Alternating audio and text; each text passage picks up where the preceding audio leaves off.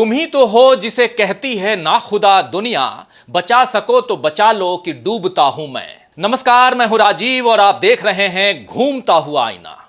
दोस्तों, राहुल गांधी के नेता प्रतिपक्ष बनने के बाद से देश की सियासत में बड़ा बदलाव नजर आ रहा है। जिन लोगों ने यह मुगालता पाल रखा था कि मोदी के तीसरी बार प्रधानमंत्री बनने के बाद देश वैसा ही चलता रहेगा जैसा 10 सालों से चलता आ रहा है, अब उन लोगों को हकीकत समझ आ रही है कि मोदी और बीजेपी की मनमानी के दिन अब पूरे हो चुके हैं। संसद से लेकर सड़क तक कई ऐसे उदाहरण पेश हो चुके हैं जहां बीजेपी की कमजोरी और मोदी की मजबूरी सामने आ गई है। सबसे ताजा उदाहरण केरल के वायनाड से सामने आया है दोस्तों, जहां भूस्खलन यानी लैंडस्लाइड के कारण जान माल की भारी क्षति हुई है, जान माल का भारी नुकसान हुआ है कह सकते हैं। राहुल तो यहां पहुंच गए थे और मोदी को भी शनिवार को वायनाड जाना पड़ा, क्योंकि मोदी से सवाल किए जाने लगे थे कि राहुल गांधी और कांग्रेस तो यहां लोगों को राहत पहुंचाने के काम कर रहे हैं, लेकिन मोदी क्या कर रहे हैं जबकि वो प्रधानमंत्री हैं। और इसी तरह वक्फ बोर्ड संशोधन विधेयक को बीजेपी ने पेश किया तो उसे भी विरोध के कारण जेपीसी को भेजना पड़ा। लेकिन इसमें भी बीजेपी की असलियत उजागर हो गई कि वो किस तरह अल्पसंख्यकों के हितों की अनदेखी कर रही है।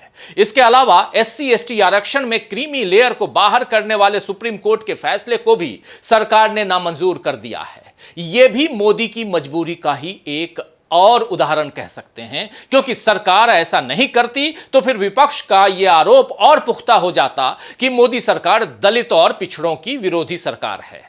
इस चुनाव में अपनी कई सीटें गंवा चुकी बीजेपी ये बिल्कुल नहीं चाहेगी कि वो कमजोर दिखे, लेकिन संसद के दोनों ही सत्रों में नरेंद्र मोदी की सरकार कई बार कमजोर दिखी। खासकर इस मानसून सत्र यानी बजट सत्र में तो बीजेपी अपने ही फैसलों के कारण पानी पानी होती हुई नजर आई। याद कीजिए किस तरह पत्रकारों को संसद के भीतर जाने से रोका गया और उन्हें एक कमरे में बंद करके रिपोर्टिंग करने को कहा गया। राहुल गांधी ने मीडिया की इस पिंजरबंदी यानी जो पिंजरे में वो बंद किए गए थे, उस पिंजराबंदी के खिलाफ राहुल गांधी ने संसद में आवाज उठाई तो उसके बाद यह फैसला पलटा गया और लोकसभा अध्यक्ष ओम बिरला ने फिर पत्रकारों से मुलाकात की। आइए जरा पत्रकारों के बारे में क्या कुछ कहा था संसद के अंदर लोकसभा में राहुल गांधी नेता प्रतिपक्ष के रूप में। आइए जरा सुन लेते हैं राहुल गांधी को। सर, आपने एक और चक्रव्यूह बना दिया है सर। नो, मीडिया वालों को सर आपने पिंजरे में बंद कर दिया सर, उनको बाहर निकाल दीजिए प्लीज। एक सर बेचारे, हाँ सर बेचारे, सर मीडिया वाले हैं सर। बेचारे नहीं है वे, बेचारे शब्द मत बोलो उनके लिए। सर नॉन बेचारे मीडिया वाले हैं सर। नो, बेचारे नहीं, नॉन बेचारे सर, नॉट बेचारे मीडिया वाले हैं सर। हाँ सर, नॉट बेचारे। एक मिनट, आप मैं बैठा हूँ ना, वह आप आसन पे बात कर रहे हो तो आसन को बात करने दो। नो, मैं बताऊँ सर, नॉट बेचारे मीडिया वालों ने कहा है सर कि प्लीज, उन्होंने मुझसे कहा है कि आपसे हाथ जोड़कर कहें कि उनको निकलने दें, क्योंकि वो बड़े डिस्टर्बेंस है। एक मिनट प्लीज।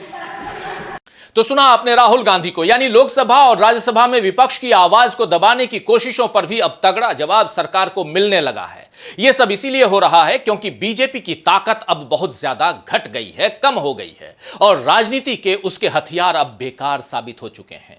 वहीं राहुल गांधी नेता प्रतिपक्ष बनने के बाद जिस तरह की सक्रियता संसद के भीतर और बाहर दिखा रहे हैं, उसका मुकाबला करना भी बीजेपी के लिए नामुमकिन हो चुका है।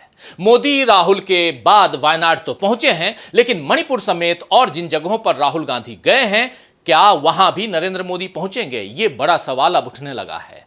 और इधर शुक्रवार को आम आदमी पार्टी के नेता मनीष सिसोदिया को 17 महीने जेल में रखने के बाद सुप्रीम कोर्ट से जमानत मिल गई है। इसे बीजेपी के लिए बड़ा झटका माना जा रहा है। वहीं उद्धव ठाकरे ने अपने 3 दिन के दिल्ली दौरे में कांग्रेस और आम आदमी पार्टी के नेताओं से जो मुलाकात की है, उससे इंडिया गठबंधन की महाराष्ट्र चुनाव में जीत की नींव तैयार हो चुकी है। ये सारे घटनाक्रम बता रहे हैं दोस्तों कि इंडिया गठबंधन के कारण अब मोदी और बीजेपी की मनमानी पर ब्रेक लगने की शुरुआत हो चुकी है। तो आइए दोस्तों, आज आईने की नजर से पड़ताल करेंगे कि क्या राहुल के आगे मजबूर हो गए हैं नरेंद्र मोदी, और यह भी समझने की कोशिश करेंगे कि क्या सत्ता के तीसरे कार्यकाल में दबाव में है नरेंद्र मोदी की सरकार, और क्या अब बीजेपी की मनमानी पर इंडिया ने लगा दिया है ब्रेक। लेकिन शुरुआत करें इससे पहले आइए देखते हैं संसद के मानसून सत्र के आखिरी दिन की कुछ तस्वीरें, जिनमें नरेंद्र मोदी और बीजेपी की मजबूरी साफ झलक रही है। ये तस्वीर ओम बिरला के चैम्बर की है, जहां अनौपचारिक चाय पर सभी दलों के नेता बैठे हैं। इनमें एक तरफ नरेंद्र मोदी हैं तो दूसरी तरफ राहुल गांधी भी हैं। कांग्रेस ने इस तस्वीर को टैग करते हुए ट्वीट किया, सहजता के आगे असहज होता अहंकार। ये तस्वीर देखिए, इस तस्वीर में एक कहानी छिपी है। कहानी एक ऐसे योद्धा की जो लाख मुश्किलों के बाद भी अपने पथ पर अडिग रहा, जिसे सच के रास्ते से हटाने के लिए एक अहंकारी आदमी ने तमाम झूठ बुलवाए, बेबुनियाद कहानियां गढ़वाई, करोड़ों रुपए लगा दिए, लेकिन उस योद्धा ने अपनी सहजता और धैर्य से सारी कोशिशें तबाह कर दी। और आज वो उसी अहंकारी आदमी के सामने बैठकर बेफिक्र और बेखौफ मुस्कुरा रहा है। उसकी इस बेखौफ मुस्कुराहट के आगे उस अहंकारी आदमी के चेहरे की रंगत उड़ी हुई है। याद कीजिए, इसी सत्र में राहुल गांधी ने कहा था कि मैं जब सदन में आऊंगा तो मोदी नहीं आएंगे, क्योंकि उनमें सच का सामना करने की हिम्मत नहीं है।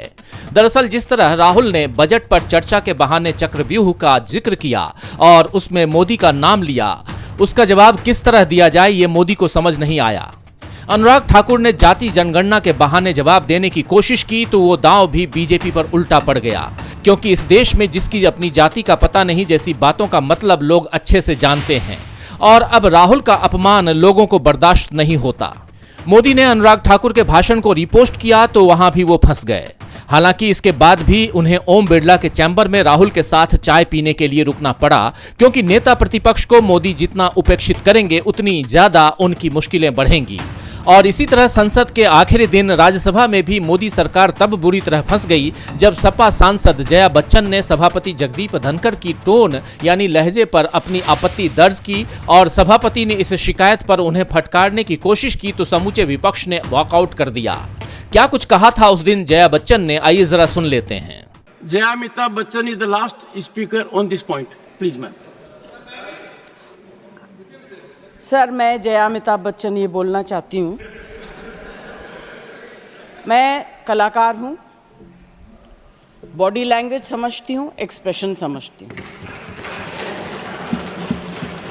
और सर मुझे माफ़ करिएगा मगर आपका टोन जो है is not acceptable. We are colleagues, sir. You may be sitting on the chair. Jaya ji. And I remember when I went to school. Jaya ji, take your seat. Jaya ji, take your seat. Take your seat. Take your seat. Take your seat. Jaya, 1 second, honorable members. Honorable members. Honorable no. बैठिए. Honorable members. बैठिए. I know how to deal with it. बैठिए. जया जी, you earned a great reputation. Jaya Bachchan ने साफ साफ मांग की कि सभापति माफी मांगे, और ये उनके अकेले की मांग नहीं है बल्कि उनके साथ पूरा विपक्ष खड़ा था। कांग्रेस ने भी इस पर मीडिया से बात करके साफ किया कि सभापति का ये व्यवहार किसी तरह से स्वीकार्य नहीं है। विपक्ष इस मुद्दे पर जगदीप धनखड़ के खिलाफ अविश्वास प्रस्ताव लाने की तैयारी कर रहा है। असल में संसद के भीतर जिस तरह का रवैया बीजेपी का रहा और उसके साथ साथ लोकसभा अध्यक्ष और राज्यसभा सभापति ने विपक्ष को दबाने की जो कोशिश की, उसमें भी जनता के बीच बीजेपी की छवि खराब हुई है। संसद के 2 ही सत्रों में ओम बिरला और जगदीप धनखड़ का पक्षपाती रवैया सामने आ गया और इससे जनता को पिछली सरकार का वो दौर भी याद आ गया जब विपक्ष के 100 से ज्यादा सांसदों को निलंबित करके सदन के बाहर कर दिया गया था। मोदी सरकार ने तब इस तरह की कार्रवाइयों पर अफसोस प्रकट नहीं किया और अब भी उसका रवैया वैसा ही दिख रहा है। तो जनता भी ये मानने लगी है कि बीजेपी संविधान की भावनाओं का सम्मान नहीं कर रही है।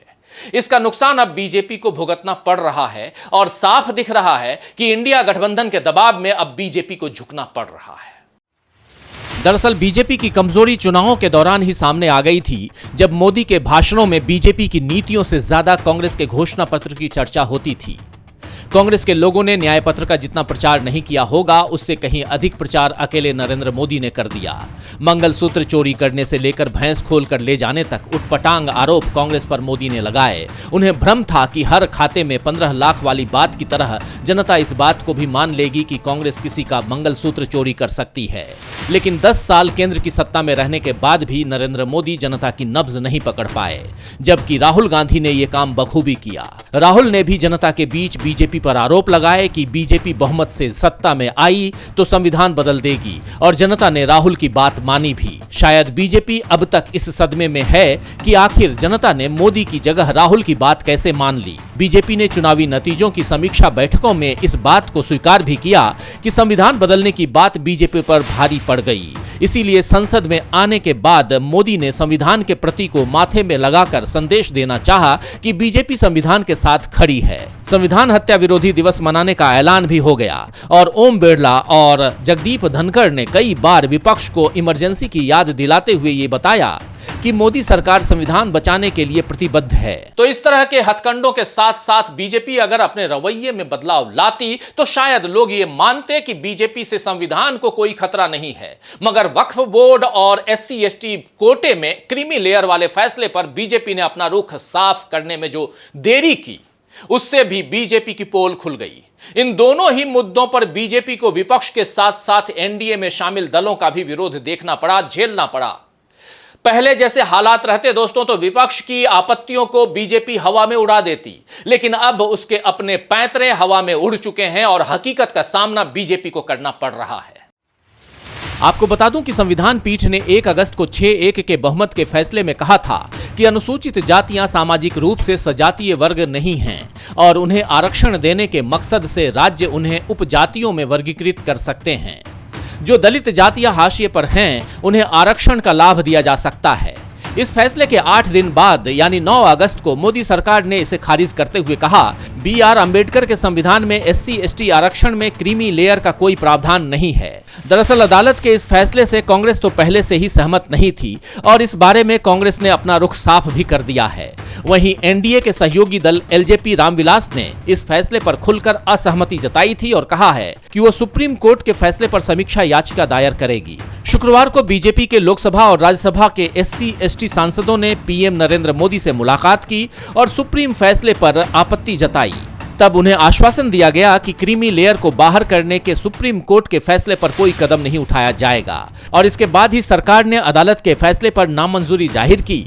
हालांकि बतौर पार्टी बीजेपी ने अभी तक साफ नहीं किया है कि वो सुप्रीम कोर्ट के फैसले को खारिज करती है या मानती है, क्योंकि शुक्रवार का जो फैसला था वो एनडीए सरकार का था जिसमें बीजेपी के अलावा बाकी दल भी शामिल हैं। वैसे शुक्रवार से पहले गुरुवार को भी बीजेपी को वक्फ बिल पर झुकना पड़ा था, क्योंकि सरकार को समर्थन दे रहे टीडीपी और LJP रामविलास ने इस बिल का भी विरोध कर दिया था। यह बिल अब संसदीय समिति को भेज दिया गया है। 2 दिन में 2 बार विपक्ष के साथ साथ सहयोगी दलों के सामने झुकने की मजबूरी बता रही है कि अब बीजेपी में वो दम नहीं रहा जिसके बूते उसने 10 साल मनमाना शासन किया, बल्कि अब इंडिया गठबंधन उसे लोकसभा के बाद विधानसभा चुनाव में भी मात देने की तैयारी में जुट गया है। महाराष्ट्र में उद्धव ठाकरे इंडिया गठबंधन को जिताने की पटकथा लिख रहे हैं। अमित शाह को अहमद शाह अब्दाली का नाम लेकर सीधी चुनौती देना या मोदी को बांग्लादेश की घटना के बहाने निशाने पर लेना, यह बताता है कि शिवसेना अपने पुराने तेवर में लौट रही है। पिछले दिनों दिल्ली में उद्धव ठाकरे ने मल्लिकार्जुन खड़गे, राहुल गांधी, सोनिया गांधी, सुनीता केजरीवाल इन सब से जिस तरह से मुलाकात की है उससे समझ में साफ आ रहा है कि इंडिया गठबंधन हर तरह से मजबूत है। इधर मनीष सिसोदिया को जमानत मिलने के बाद अब आम आदमी पार्टी दिल्ली में अपनी चुनावी तैयारियों को धार देने में जुट गई है, यह भी साफ हो गया है। देश के सियासी हालात बता रहे हैं कि एक तरफ बीजेपी की धार कुंद पड़ गई है और दूसरी तरफ इंडिया गठबंधन का जोश बढ़ता जा रहा है। राहुल गांधी की मोहब्बत की राजनीति अब अपने रंग में दिखने लगी है। खैर, महान शायर शकील बदायूनी ने ठीक ही फरमाया है कि कांटों से गुजर जाता हूं दामन को बचाकर, कांटों से गुजर जाता हूं दामन को बचाकर, फूलों की सियासत से मैं बेगाना नहीं हूं। तो आज के लिए बस इतना ही, फिर मिलेंगे खबरों के नए आईने के साथ। तब तक देखते रहिए DB लाइव। नमस्कार।